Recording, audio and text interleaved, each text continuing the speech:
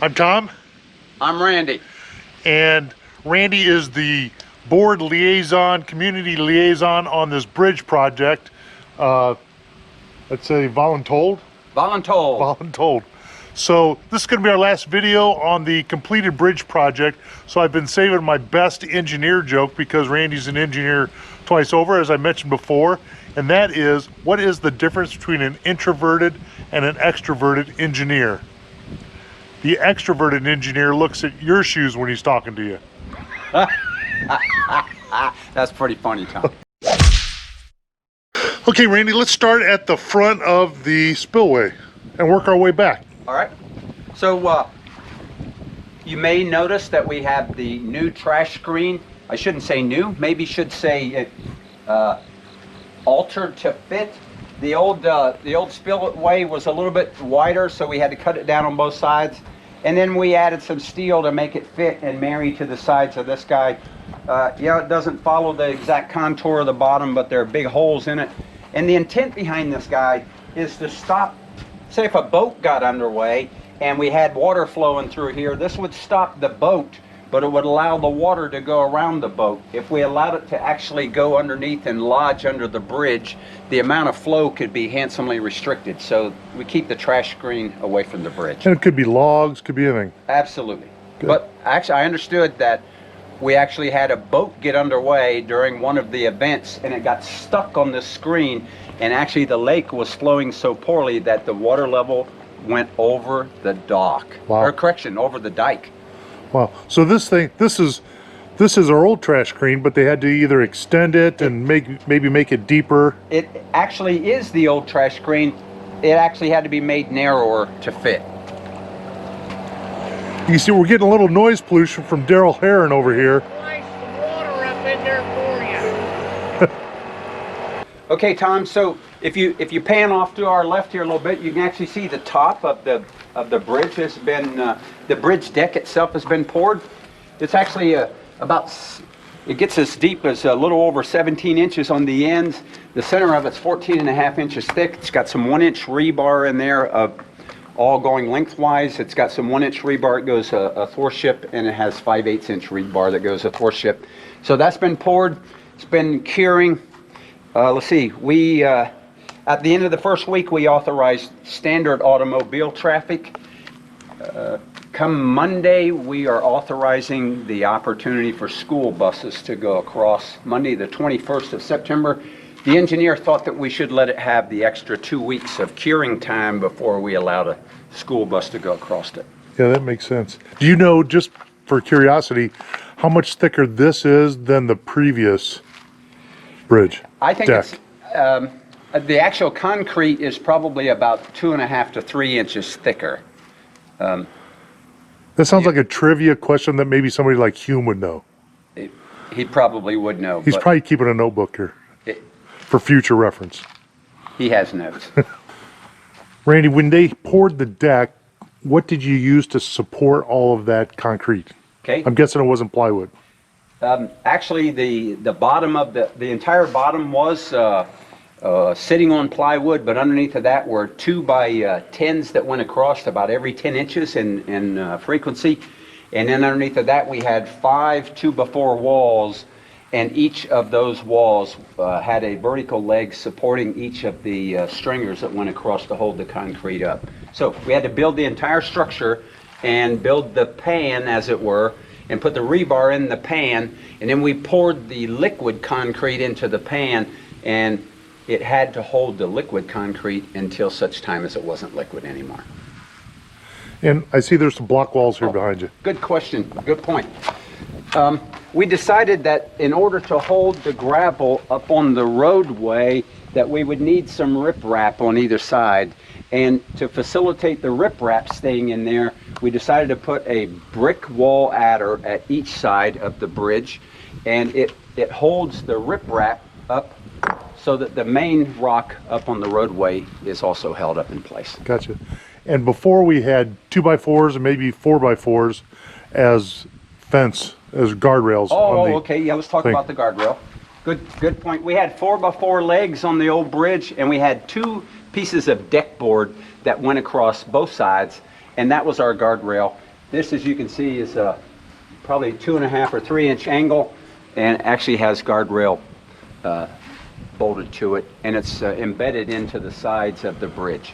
Okay, so here's the test. There's a car coming. How much do you believe in this construction? This much? You think we can get under here? All right, so we're under here, and there's a truck coming.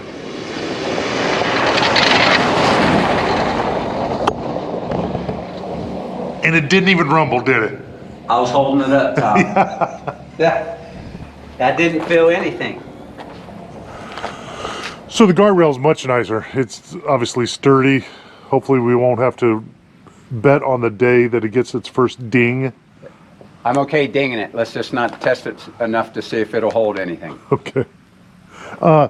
One thing I noticed here was that the contour from the edge, it's not like a 90-degree going straight into the wall, and it seems to have a little bit of a lip going all the way down. Yes, sir. Is that just to keep the mild water from standing on the seams or the cracks? Okay, actually, the footer, there's no footer underneath of the spillway. It's poured concrete on the bottom. However, all of the sidewalls have a footer, and to accommodate the height of the poured concrete that made the footer, we had to contour the spillway floor up to the contour level of the footer. So anyway, this is just contoured up because the thickness of the foundation under the sidewalls was so thick that it was thicker than the depth of the concrete of the floor. So I think this is about 8 inches, and this is about 4 or 6 inches. So they contoured this up from front to back.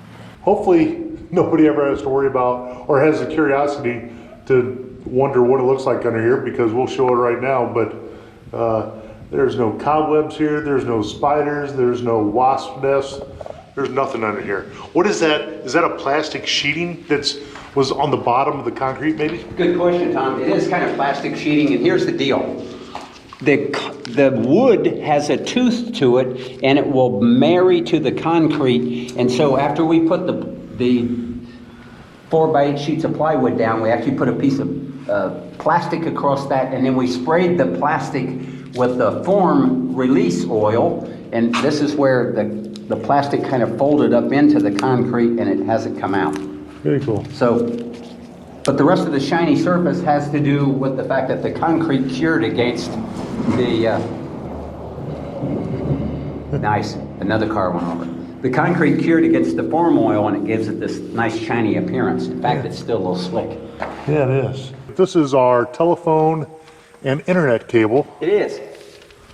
And not a glitch during the construction process I with can't this. believe it, but MKPhillips and Matt Plenge, Excavating and Dozing and Excavation, those guys were able to rip out that old bridge and not touch this wire. I just cannot get over that this guy has survived that the way that it has. Now, we have put little anti-chafing pieces up underneath of this so that any movement on the part of the cable will not facilitate it being cut on the edges. So this is plastic. So during the whole construction, not one drop phone call, No. and not one down minute of internet service. No internet issue, no phone issue, even with the big heavy equipment running around here and dropping rocks, et cetera, et cetera. I see this bulge is still here, so Monty must still be trying to send internet jokes Yeah, to Yeah. people. I'm not so sure that it doesn't extend to Jane as well a little bit, but Call this the Morse bulge? the Morris bulge. Okay. Now one thing, there's one thing here that I see that we didn't have before, and that was these drains. Okay. And I'm guessing that has something to do with that, as a layperson, I called it the basement dewatering system. Well stated, Tom. Well stated. As you maybe recall, in the I want to point out this way. In the very first part of the forming process, you can let me run up here. Can you still hear me? A little bit. In the very first part of the forming process, we used wood all the way up to the first kick wall. That's because we packed clay around it, and that's the way that we keep the lake at this end. From the first kick wall, which is about 8 feet in on both sides, all the way to the end. All the foundation underneath was formed with drain, and it's a way that any moisture underneath can collect and goes downhill, because this whole structure goes downhill. And we had to have a way for that drain to lose its water. So we dug a trench from the end of the drain, tied the drain line to the drain, and dug a trench all the way around them.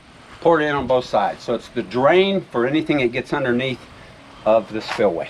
So I'm no engineer, but I'm going to say that alleviates water from collecting behind these walls and exerting pressure, and it lets that water drain out the back of the spillway. So quite actually, well stated, with the one exception that the water in and of itself doesn't exert the pressure. It's when the water is back in there and it freezes and it expands because of freezing that it exerts the pressure. So it's in the winter cycling that causes the pressure to be pushed on the walls. But it's true, the moisture is designed to collect in the gravel that's behind the wall and go into the drain and down the spillway. Okay, so real quick, since these are buried now, and I know you mentioned before people won't see them, but these little nodules going seemingly towards the outside of the spillway, tell me about those and what those are going to do for us. Okay, so this is just a convenient way to form this. It was supposed to be more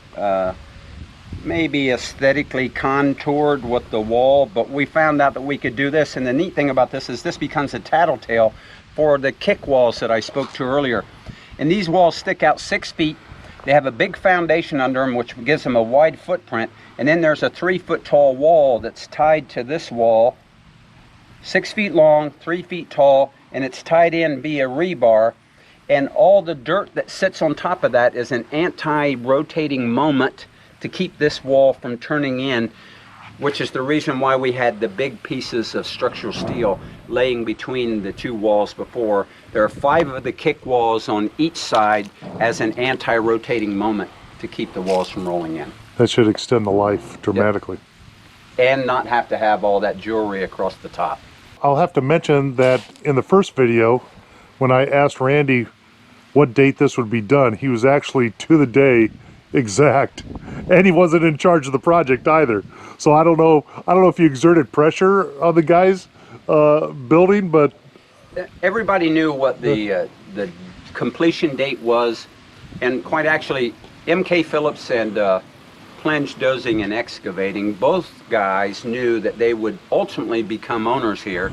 They knew that they would have a reputation that would have their name on this bridge, and they also wanted to make sure it came in on budget, on time, and it did.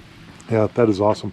You know, just a little side note, and that is this bridge, as small as it is, has a extremely large impact on our community. So some people might have said, gosh, why save up all that money and put in a new bridge? You know, the east side can just come in the main entrance and the west side can just come in the St. Patrick entrance, and we'll just be done with it that way. But the interruption it caused just in the few weeks that it was down, it's not only it's a logistical issue getting back and forth to the trash or the clubhouse or whatnot. It's also a pretty big social interruption in terms of people getting to the beach, people going to the fire pit, and people interacting. Well, that was a big difference, and people didn't like the fact that they couldn't get across the bridge. So think if that was a long-term issue, just the divide that would bring to the whole community feeling. Well, Lake of the Oaks found a way to get the job done. They started driving across the far end, and that facilitated folks being able to get back and forth in their dune buggies or quads, whatever they're called, to get to the trash. But it is true, it was handsomely inconvenient for the time frame that it was unavailable for those 3 weeks. Another comment I want to make is, you know, not only did our current board of directors, you know, execute this, make it happen, but it was the discipline of all of our previous boards and their fiscal responsibility and starting to invest that money that got us to this point. Correct. And in fact, it's it goes handsomely beyond that. It's to each LOTO owner who paid their dues on time every year, that postured us to be able to nickel and dime our way up to where we were able to do this. Thank you, all you LOTO owners. That's a pretty good final word. Anything else to add? I can't think of anything. Dragon's calling. It's time to go home for lunch. It is Dragon. Uh-oh. She never lets us do anything. I'll call her later. Thank you, Randy. Appreciate it. Sir.